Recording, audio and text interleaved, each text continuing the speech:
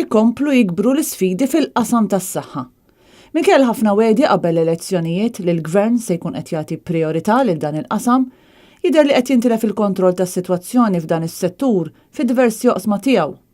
Minn barra l-pressjoni dejjem tikber fuq dawk kollha li jaħdmu f'dan il-qasam, kemm jekk tobba, infermiera jew carers, issa fl-aħħar jiem feċċ inkwiet ġdid anke għall-istudenti tal-mediċina.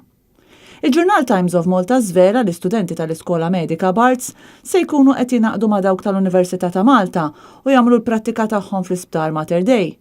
Dan wassal lill-istudenti tal-Università ta' Malta biex jesprimu l-biża' tagħhom dwar kif dan se jimpatta l-istudji tagħhom meta iswali kliniċi fejn issir il-prattika huma diġà iffullati. Jidher li ż-żieda se tkun ta' madwar 16 student, iżda l-Organizzazzjoni tal-Istudenti tal-Mediċina tal-Università ta' Malta qalet li anke student wieħed aktar jista' joħloq problema.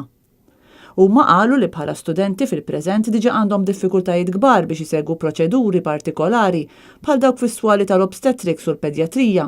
Fi kliem ieħor huma qed jinsistu li ma jistgħux jaqbdu u jidaħħlu l-istudenti ta' Barts bla pjan meta ma hemmx spazju.